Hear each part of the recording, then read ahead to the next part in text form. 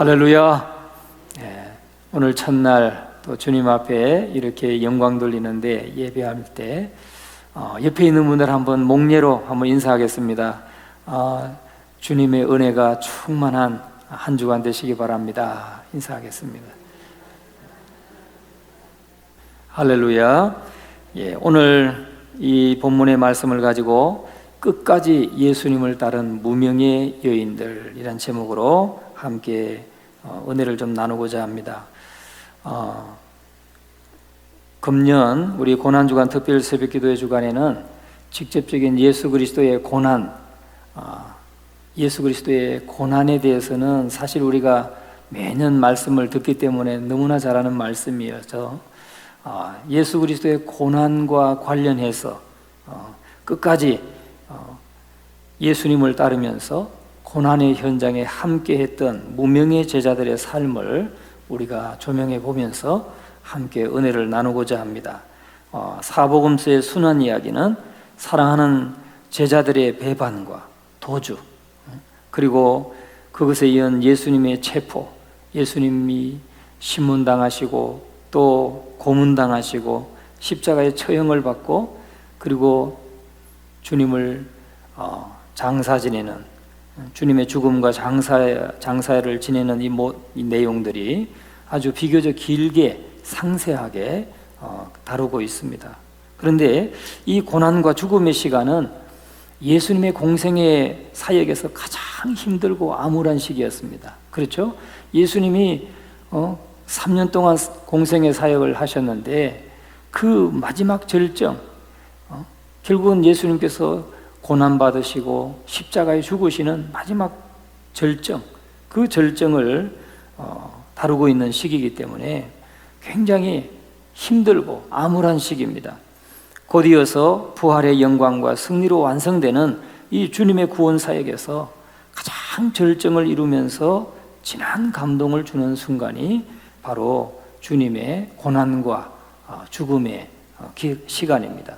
그런데 예수님의 사역은 처음부터 줄곧 십자가의 고난과 죽음의 시간을 바라보고 나아가고 있습니다. 우리가 이 복음서를 보면은 예수님의 공생의 사역 시작부터 마지막이 결정이 뭡니까? 예수님께서 십자가에 운명하시고 결국은 부활하시는 장면까지 나가죠. 진행이 되죠. 그렇게. 그러니까 십자가의 고난과 죽음의 시간을 바라보고 지금 나가고 있는 겁니다. 우리의 인생이 결국은 참 이렇게 청년기도 있고 어린 유년기도 있지만 청년기도 있고 아주 혈기왕성한 장년기도 있고 그리고 나중에는 노년기가 이루고 결국에는 하나님 앞에 서는 순간까지 결국은 뭐예요? 그 죽음을 향해서 우리의 마지막을 향해서 우리가 나아가고 있는 것과 마찬가지로 예수님의 모든 삶이 그렇다는 거죠. 십자가의 고난과 죽음의 시간을 바라보고 나아가는 것으로 진행되고 있습니다. 예수님의 제자들도 이 주님의 고난의 자리에 동참하는 참 제자가 될 것을 요구하고 있습니다. 주님께서 누차 말씀하시죠. 누구든지 나를 따라오려거든 자기를 부인하고 자기의 십자가를 지고 나를 쫓을 것이니라, 나를 따를 것이니라, 그렇게 말씀하십니다. 그러니까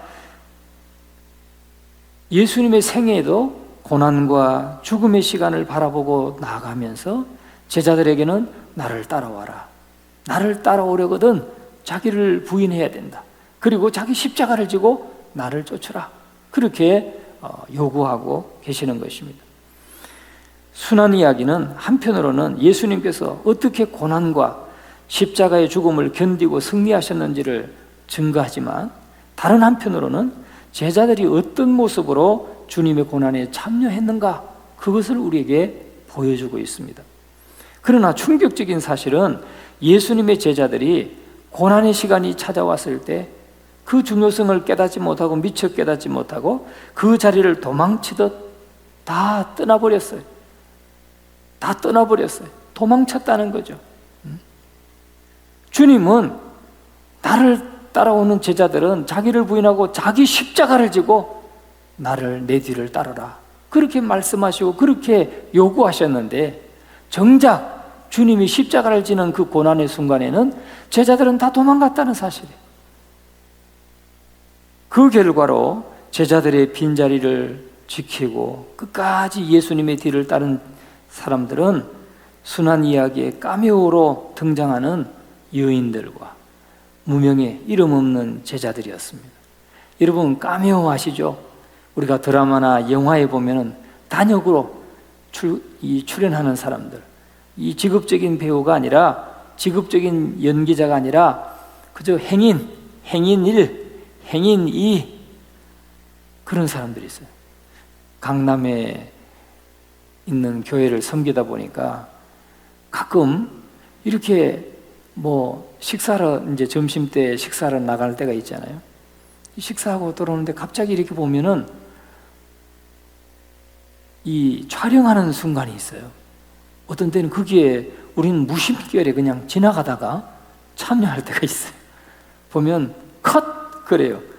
우리 아무도 모르고 지나가는데 사람들 그냥 행인을 찍는 거죠. 물론 또 거기 단역 배우들이 있어요. 보면 그 사람들은 반복해서 찍어요. 이래 보면 저쪽에서 한 10여 미터만 걷는 거죠. 컷하면 다시 가고 몇 번 찍어요. 그런데 그런 사람들을 카메오라고 합니다. 카메오. 그러니까 예수님의 고난과 죽음의 최고의 절정의 순간에 아니 주님을 따르던 제자들은 다 도망가 버리고 없고 카메오들 단역으로 잠깐 그냥 지나가는 행인 1, 행인 2 이런 사람들이 주님의 마지막 십자가에 지는 순간을 지키고 주님을 위로하고 있다란 말이죠. 여러분 다시 말해서 순환 이야기는 예수님이 고난받으실 때에 사라진 12제자들이 아니라 오히려 고난당하시는 예수님의 뒤를 이름도 없이 빛도 없이 따른 무명의 제자들을 통해서 참된 제자의 모습을 보여주고 있다는 겁니다. 3년 동안 12명의 제자들이 따라다녔지만 정작 있어야 할 그 자리에는 그 제자들은 다 도망가 버리고 없고 이름 없는 사람들, 무명의 사람들, 빛도 없는 그런 무명의 제자들이 주님을 따르는 자리를 지켰다는 거예요. 그 사람들이 참된 제자의 모습을 지켰다는 거예요. 우리에게 아주 참 큰 교훈을 주는 말씀입니다. 한마디로 말하면 주님을 늘 따라다닌다고 말하던 그런 지도자급에 있는 사람들, 그 사람들은 없었고 그저 이름 없이 빛도 없이 그저 자기의 사명을 주님 사랑하는 마음으로 섬기던 그 사람들만 남았다는 거예요. 그 사람들이 참된 제자였다. 주님이 칭찬하는 제자였다 하는 것입니다. 그래서 이번 고난주간 특별 새벽기도에는 이 사복음 순환 이야기에 등장하고 있는 예수님의 주변 인물들, 특별히 여인들과 소수의 무명의 제자들, 구레네 시몬과 십자가에 달린 강도와 백부장, 요셉, 아리마대 사람 요셉, 그리고 니고데모, 이런 예수님 주변의 사람들을 우리가 끝까지 주님을 따랐던 제자들을 우리가 한번 조명해 보면서 은혜를 나누고자 합니다. 오늘 그 첫 사람으로 끝까지 예수님을 따른 무명의 여인들 가운데 첫 사람으로 오늘 이 본문에 나오는 여인을 우리가 함께 상고하면서 은혜를 나누고자 합니다. 여인들은 많아요. 그런데 남자들이 몇 안 돼요. 그래서 여인들은 보니까 너무 많아가지고 여러 명이기 때문에 하루에 말씀을 다 전할 수가 없더라고요. 그래서 오늘과 내일 정도 이렇게 해서 여인들에 대해서 무명의 여인들, 그 다음에 이제 시몬과 구레네 사람 시몬과 또 아리마대 사람 요셉, 이런 사람들, 백부장, 이런 사람들을 함께 살펴보면서 주님이 순환당하시는 순간에 함께 끝까지 따랐던 제자들을 우리가 함께 상고하면서 은혜를 나누고자 합니다. 사복음서 순환 이야기의 시작 부분과 마지막 부분에서 중심적인 역할을 하는 주인공은 예수님의 제자들이 아니라 바로 예수님의 곁을 지켰던 여인들입니다. 여인들이 주님의 시작과 끝을 지켰어요. 그들은 바로 예수님의 머리에 향유를 부은 여인, 예수님의 십자가 처형과 죽음의 순간을 지킨 여인들, 그리고 예수님의 시신을 무덤에 장사 지내는 것을 지켜본 여인들. 참 예나 지금이나 여성분들이 참 주님을 더 사랑하고 이렇게 끝까지 함께했던 것을 봅니다. 이 여인들은 12제자들이 예수님의 고난과 십자가의 죽음의 순간에 보여준 모습과 비교할 때 예수님을 끝까지 따르면서 섬기는 제자로서 제자도의 핵심인 자기의 희생과 자기 부인의 삶을 몸소 실천한 인물들로 소개되고 있습니다. 오늘 저와 여러분은 예수님의 제자들인데 제자도의 핵심이 뭐냐?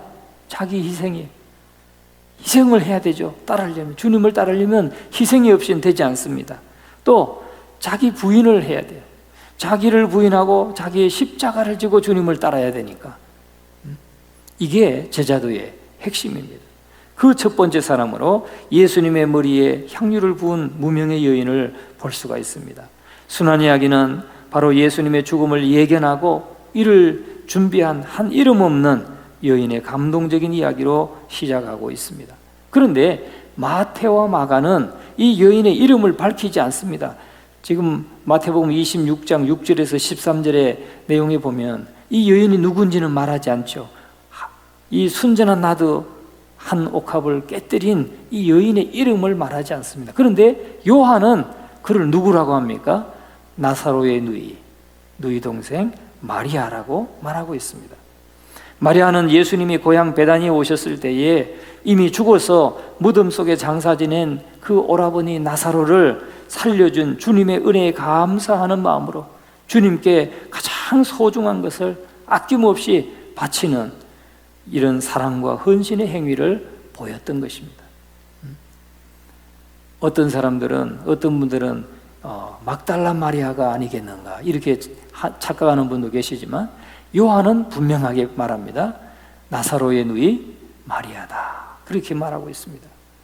그런데 이 여인이 죽음을 앞둔 예수님께 베푼 행위는 함께 그 자리에 있었던 이 시몬의 집에 있었던 제자들 그들에게 매우 충격적이고 의미심장한 행동이었다는 거죠.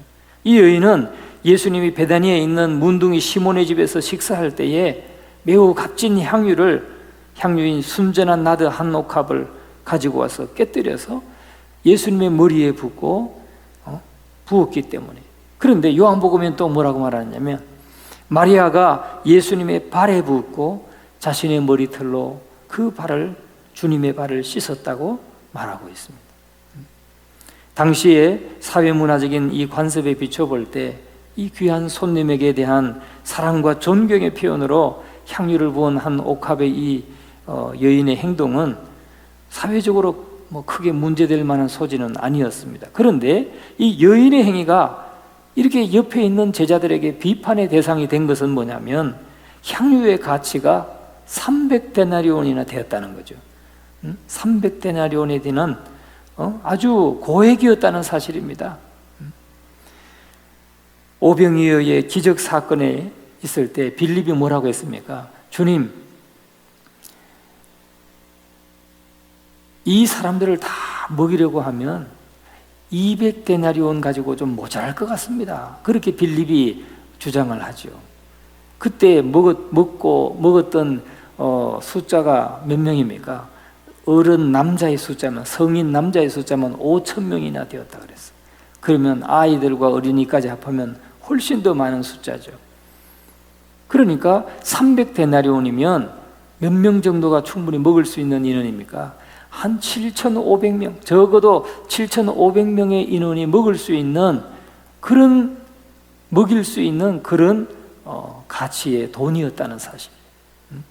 그런 향유, 그 정도의 300데나리온 가치의 최상급 향유를 예수님의 장례를 준비하면서 예수님께 붓고 자기의 머리털로 닦은 이 여인의 헌신, 그런 그의 사랑을 우리가 볼 수가 있다는 것입니다.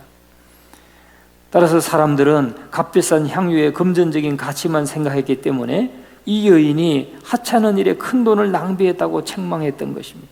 그러나 주님은 오히려 그를 칭찬했던 것을 우리는 볼 수가 있습니다. 10절 말씀을 보세요.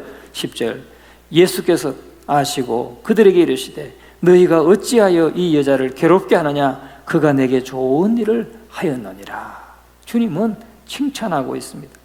놀랍게도 예수님은 이 여인을 칭찬하면서 오히려 변호해주고 있습니다.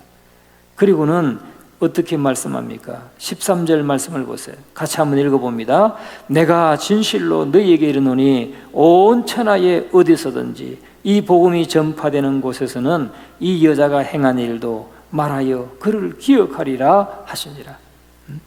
이 여인이 행한 일도 말하여서 모든 사람에게 온 천하에 기억하게 하겠다. 오늘 저와 여러분이 기억하게 되는 것 아니겠습니까? 이 여인의 헌신, 주님을 향한 사랑과 헌신이 오늘 우리들도 알게 된 것입니다. 그러면 이 여인이 과연 어떤 행동을 한 것이기 때문에 주님이 그렇게 기뻐한 것입니까? 먼저는, 첫째는 이 여인이 값비싼 향유옥합을 깨뜨린 행위는 예수님이 다른 누구보다도 세상에서 가장 귀하고 소중한 주님이라는 것을 상징적으로 보여주었다는 거죠. 여러분 생각해 보세요. 우리가 이 결혼식을 한다든지 장례식을 한다든지 하면 많은 분들이 와서 이렇게 위로해 줄 때, 함께 해줄 때 대접을 하죠. 대접을 하면 여러분 생각해 보세요. 한 200명, 많아야 300명 그 정도만 해도 어느 정도 그 돈이 좀 들지 않습니까? 그런데 여러분 7,500명을 먹일 수 있는, 대접할 수 있는 돈이다. 얼마나 큰 돈입니까? 그 돈을 아무에게나 그냥 그만한 가치의 옥합을 아무에게나 깨뜨리겠습니까? 정말 귀한 분, 정말 귀한 분, 그런 분에게 그걸 드리지 않겠습니까? 여러분, 이것은 바로 세상의 누구보다도 세상에서 가장 귀하고 소중한 주님이라는 것을 그는 고백하고 있는 것입니다. 두 번째는 이 여인은 가난한 과부가 자신의 소유 전부인 2렙돈을 드린 것처럼 자신의 소유 가운데 가장 값비싼 향유를 온전히 주님께 드림으로써 예수님에 대한 헌신과 자기를 부인하는 섬김의 본을 보여주고 있다는 것입니다. 그리고 세 번째는 이 여인이 죽은 자를 위해서 최상급 장례의 향유를 주님의 머리에 부은 행위는 바로 임박한 주님의 죽음을 미리 예견하고 준비한 예언자적인 행위라는 것입니다. 그러므로 예수님은 이 여인이 주님을 위해서 베푼 희생적인 사랑, 또 헌신적인 대가에, 헌신에 대한 대가로 이 복음이 선포되는 곳마다 이 여인의 행위가 존경과 높임을 받을 것이라고 주님께서 축복해 주시고 그렇게 칭찬하셨던 것을 볼 수가 있습니다. 여러분, 이 여인이 얼마나 칭찬과 존경을 받을 만한 위대한 행동을 했는가? 여러분, 이게 다른 제자들과 비교해 보면 바로 나오는 겁니다. 그 당시의 종교 지도자들과 제자들의 행동과 비교해 보면 대부분 딱 두드러지는 거죠. 그런데 의미심장하게도 이 마태와 마가는 이 여인의 이야기를 바로 예수님을 죽이려고 음모를 꾸미고 있는 그 당시의 종교 지도자들의 행동과 또 자신의 스승인 예수님을 팔아넘기기 위해서 기회를 엿보고 있는 가룟 유다 이야기 사이에 이 여인의 이야기를 전하고 있습니다. 그러니까 이 여인의 이 내용 앞에도 뒤에도 다 예수님을 죽이고자 음모를 꾸미고 있는 사람들, 또 예수님을 팔아넘기고자 아주 기회를 엿보고 있는 그 제자, 그 사이에 이 여인의 이야기를 둠으로 인해 가지고 더 돋보이는, 부각시키고 있는 것을 우리가 볼 수가 있습니다. 이 여인은 예수님의 죽음을 깊이 이해하고 예언자처럼 그의 장례를 준비하고 있습니다. 특히 예수님의 제자 가룟 유다가 이 여인을 향해서 탐욕적인 말과 행동을 하죠. 야, 그것을 팔아서 가난한 자들에게 주었다면 얼마나 더 좋았을까? 이렇게 비판하고 있는 이 가룟 유다의 그 행동을 책망하고 있는 것이죠. 이 무명의 여인은 참된 주님의 제자로서 주님의 주권을 인정하고 그의 임박한 죽음을 철저하게 준비하고 있음을 보여주고 있습니다. 사랑하는 성도 여러분, 결론적으로 말씀을 드립니다. 참된 신앙은 어려운 때에 드러나는 겁니다. 고난의 때에 드러나는 것입니다.